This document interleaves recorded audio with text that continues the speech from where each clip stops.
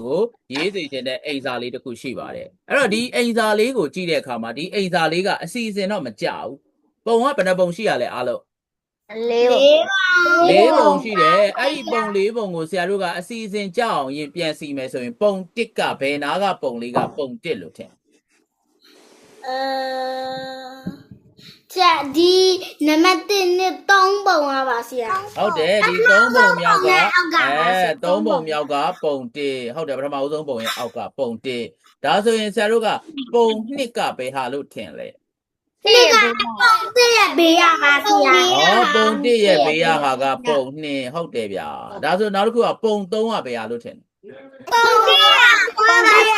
ကပုံ1ရဲ့ပေါ်ကပုံ3ဒါဆိုပုံ4ကတော့ဟိုဘက်ကကြံတဲ့ဟာလေးပေါ့ဟုတ်လားဒါတို့သမီးတို့ဟုတ်ပါတယ်ဆရာဟုတ်ပါတယ်ကဲအဲ့တော့ဆရာတို့ဒီလိုရုပ်ပြစာကြီးစာကုန်းကိုရေးဖို့အတွက်ဆိုရင်ဒါတို့သမီးတို့ကအရင်ဆုံးပုံလေးကိုကြည့်ပြီးတော့မှစဉ်းစားရမယ်အဲ့တော့ဟောဒီ screen မှာကြည့်လိုက်တဲ့အခါမှာဆရာတို့ကပုံ၄ပုံရှိတယ်နံပါတ်1ပုံမှာယုံကလေးတွေတွေ့တယ်ကြားကြီးတွေ့တယ်ယုံကလေးနဲ့ကြားကြီးတို့ကကျတော့မိတ်ဆွေတွေလားရန်သူတွေလို့ထင်လားရန်သူတွေပါဆရာရန်သူတွေအဲ့တော့ရန်သူတွေလို့ပြောတဲ့အခါမှာယုံကလေးတွေကရန်လိုနေတာလားကြားကြီးကရန်လိုနေတာလားကြားကြီးက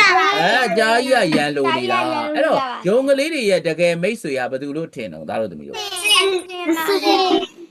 ဒါဆိုရင်ယုံကလေးတွေကအကူညီလိုအပ်တဲ့အခါတိုင်းမှာဘယ်သူစီကိုသွားပြီးအကူညီတောင်းနေရှိတာ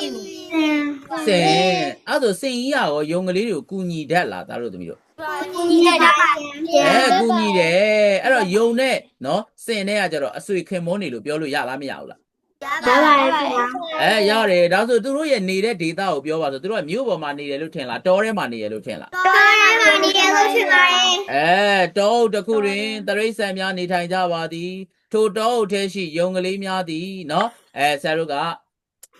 စင်ကြီးနဲ့အဆွေခင်မွန်းဖွဲ့ထားပါသည်ဘာလို့အဆွေခင်မွန်းဖွဲ့ထားတယ်လို့ထင်လဲသူတို့ရန်သူကနေလွတ်မြောက်ရန်သူကနေ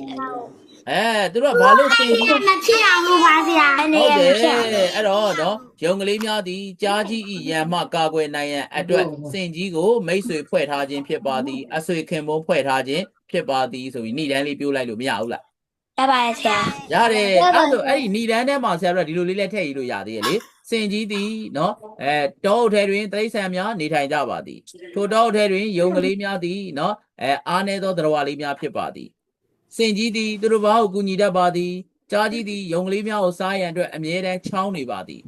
ထို့ကြောင့်ယုံကလေးများသည်စင်ကြီးကိုအဆွေခင်မွန်းဖွဲ့ထားပါသည်အဘဲကြောင့်ဆိုသောကြားကြီးရန်ကိုကြောက်သောကြောင့်ဖြစ်ပါသည်ဒါမျိုးတွေနဲ့ဏ္ဍန်မှာရေးလို့ရလားမရဘူးလားဒါတို့သမီးတို့ဟုတ်ပါစေရတယ်တောအုပ်လို့ရေးရင်အာတချောင်းငင်ပါတက်နဲ့အုပ်ပါတယ်အဆွေခင်မုန်းလို့ပြောရင်ဒီလိုလေးရေးပါတယ်ကြောက်တယ်လို့ပြောရင်ရဲရဲနဲ့ကြောက်ပါတယ်ကြားလို့ပြောရင်ရပ်ပင်းနဲ့ကြားပါတယ်ယုံလို့ပြောရင်ရပလက်တချောင်းငင်နာတက်နဲ့ယုံပါတယ်အဲ့ဒါလေးကဏ္ဍန်ပြိုးစာပိုက်အဲ့ဒါပြင်ပထမစာပိုက်ကိုကြည့်မယ်ပုံ1ကိုကြည့်မယ်အဲ့တော့ပုံ1မှာက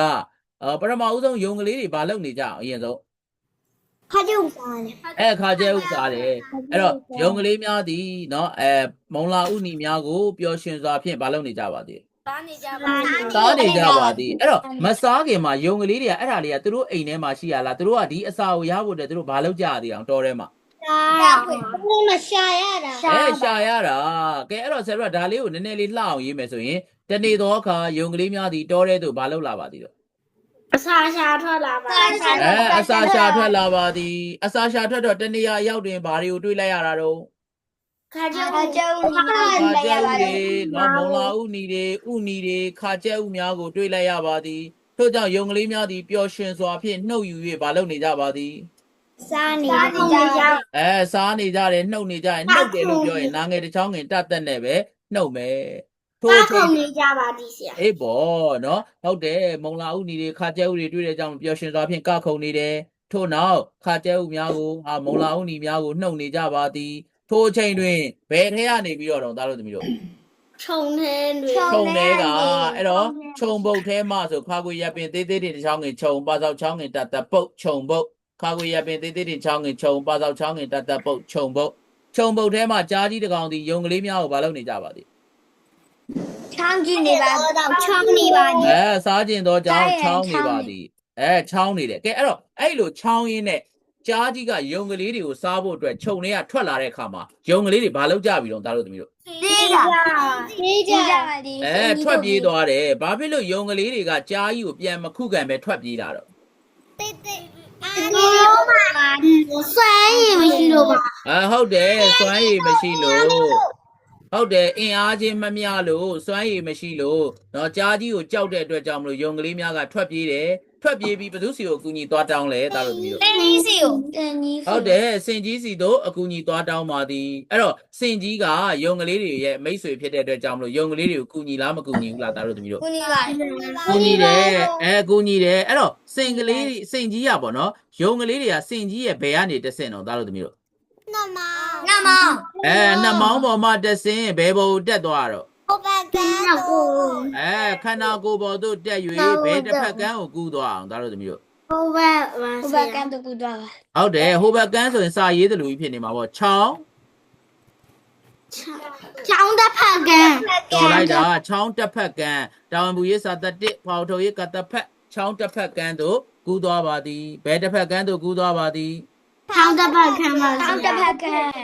ချောင်းတစ်ဖက်ကန်းတို့ကူးသွားပါသည်အဲ့လိုစင်ကလေးတွေကိုယုံကလေးတွေကိုစင်ကြီးကကူညီလိုက်တဲ့အခါမှာဘသူကမကြေမနက်ဖြစ်နေမယ်လို့ထင် ကြားရ ကြားကြီးဟာထိုအခါကြားကြီးသည်နော်စင်ကြီးကိုစိတ်ဆိုးသွားပါသည်အဘဲကြောင့်ဆိုတော့နော်ယုံကလေးများကိုကူညီပေးသောကြောင့်ဖြစ်ပါသည်အဲ့တော့စိတ်ဆိုးယုံနေမကဘူးကြားကြီးကစင်ကြီးကိုပါလို့ဖို့စိတ်လုံနေအောင်ဒီမှာ စားဖို့ စားဖို့တိုက်ခိုက်မှုပေါ့တိုက်ခိုက်မယ်ပေါ့တိုက်ခိုက်ဖို့အတွက်နော်ကြားကြီးကရှေ့တိုးလာပါသည်ထိုအခါစင်ကြီးကဘာလုပ်လိုက်လဲ ရင်းနေပုတ်လို့ ရေနဲ့ဟုတ်တယ်သူ့ရဲ့နှမောင်းထဲမှာရေကအစင်သင်းရှိနေလားသားတို့သမီးတို့ ရှိနေပါရဲ့ဆရာ မရှိတော့ဘူးလေနော် မရှိ ကြားကြီးက ပါဆရာ အေးပေါ့အဲ့တော့စင်ကြီးဒီကြားကြီးရှေ့တိုးလာတော့အခါချောင်းထဲမှာရေကိုဗာနဲ့စုပ်ယူပြီးတော့ နှမောင်းနဲ့ နှမောင်းနဲ့စုပ်ယူပါသည်ထို့နောက်ကြားကြီးကိုဗာလှုပ်လိုက်ပါသည်တော့ မုတ်လိုက်ပါဒီ မှုတ်ထုတ်တယ်ဆိုမာဟတ်ထိုချောင်းငင်တာတမှုတ်သာစင်သူချောင်းငင်တာတထုတ်မှုတ်ထုတ်လိုက်ပါသည်မှုတ်၍ပတ်လိုက်ပါသည်မှုတ်ထုတ်လိုက်ပါသည်ထိုအခါကြားကြီးသည်နောက်တော့ဘာဖြစ်သွားပါသည်ရော တော့ဝါပါတော့ဝါပါဒီ ပက်လက်လန်သွားတယ်ပက်လက်လန်ပက်လက်လန်လာနာတနဲ့လန်ပဲပက်လက်လန်သွားပါသည်အဲ့တော့ကြားကြီးသည်နော်စင်ကြီးကိုရှင်းနိုင်လား မရှင်းနိုင်ပါဘူး မရှင်းနိုင်ပါအဲ့တော့ဒီပုံလေးပြီးသွားရင်ကြားကြီးကဘာဖြစ်သွားမယ်လို့ထင်တော့ တာကြီးဒီထိုတော့အုပ်ထဲမှာထွက်ခွာသွားပါသည် ဟုတ်တာဗောကြားကြီးဒီစင်ကြီးကိုကြောက်တော့ကြောင်းเนาะတောအုပ်ထဲသို့ထွက်ပြေးသွားပါသည်ကဲအဲ့ဒါလေးကရေးပြီးသွားပြီနောက်ဆုံးဘက်ရောက်ပြီနောက်ဆုံးဘက်ကျတော့ဒီပုံမြင်ထဲကနေသားတို့သမီးတော့ဘသူတွေကိုကြိုက်လဲဘသူတွေကိုမကြိုက်ဘူးလဲလို့ပြောရတော့မှာဘသူကိုနှစ်သက်လဲကျွန်တော်ဒီရုပ်ပြပုံထဲမှာစင်ကြီးကိုနှစ်သက်ပါသည်ဘာလို့နှစ်သက်တာတော့ ဘယ်ရောက်ဆိုတော့ဒီတော့ကြောင့်ဖြစ်ပြီ ကူညီတတ်သောကြောင့်ဖြစ်သည်မကြိုက်တာဘသူကိုမကြိုက်ဘူးလဲ တိုင်းမကြိုက်တာ ဘာလို့မကြိုက်တာတော့ အဲကြောင့်ဆိုတော့သူများရရှာတယ်လို့ဖြစ်ပါသည် ရန်ရှာတယ်အားနေတဲ့သူတွေကိုရန်ရှာတယ်တော့ဒါမျိုးတွေအနိုင်ကျင့်နေဒါမျိုးတွေနဲ့ရေးရမှာမဟုတ်လား ဟုတ်ပါရဲ့ ဟုတ်ပါတယ်အဲ့ဒါပြီးတဲ့အခါမှာသားတို့သမီးကဒီပုံမြင်အတွက်ဒီရုပ်ပြပုံအတွက်ခေါင်းစဉ်ကြီးတက်ရတော့မယ်ဗျာဘလို့ခေါင်းစဉ်မျိုးများတက်မယ်လို့စိတ်ကူးလဲ အကျင့်ကောင်းသောရှင် အကျင့်ကောင်းသောရှင်စင်ဟုတ်တယ်ဗျာစင်ပြီးတော့ အကျင့်ဆိုသောကြာ အကျင့်ဆိုသော ကိုညီတတ်သောစင်ကြီး ကိုညီတတ်သောစင်ကြီးဟုတ်တ ဉာ ယ် ဏ်ကောင်းသောစင် ဉာဏ်ကောင်းသောစင် အနာစိတ်ရှိသောစင် ဟုတ်ပြီဗျာကောင်းတာပဲအဲ့ဒါလေနော် သူများကိုကူညီတတ်သောစင် သူတစ်ပါးကိုကူညီတတ်သောစင်ဟုတ်တယ်ဗျာအဲ့တော့ယုံကလေးတွေဘက်ကနေပြောမယ်ဆိုယုံကလေးကိုသူတို့ကဘာလို့အသက်အန္တရာယ်လွတ်သွားဆိုဘလို့လူရှိလို့လွတ်သွားအောင်သူတို့အတွက် စင်ရှိတို့လွတ်သွားပါ စင်ရှိလို့ဆိုတာတက်ပေါ့ဆရာတို့လောကကြီးထဲမှာလည်းအဲ့လိုပဲဆရာတို့အခက်ခဲတွေနဲ့ကြုံလာတယ် တတ်တဲ့လူရှိလို့ပါဆရာ ကျင်နာတတ်တဲ့သူဒါလို့ဆိုလူတိုင်းကကိုယ်တွေပေါ့ကျင်နာပါမလား ဟုတ်ပါဘူးဆရာတချို့ ဘယ် က သူကဒါလင်ကိုယ်ကိုကျင်နာမှာတော့ မိတ်ဆွေ ဒါဆိုဒါလေးကဘယ်လိုပြောမှာမိတ်ဆွေ အဖေမေအဖိုးဖွား ဟုတ်တယ်ဒီမှာမိတ်ဆွေဆိုတဲ့စကားလုံးလေးဆရာသဘောကျတာပဲမိတ်ဆွေပါအောင်ခေါင်းစဉ်ပေးမယ်ဆိုဘယ်လိုပေးလို့ရမယ်ထင်လို့ မိတ်ဆွေများ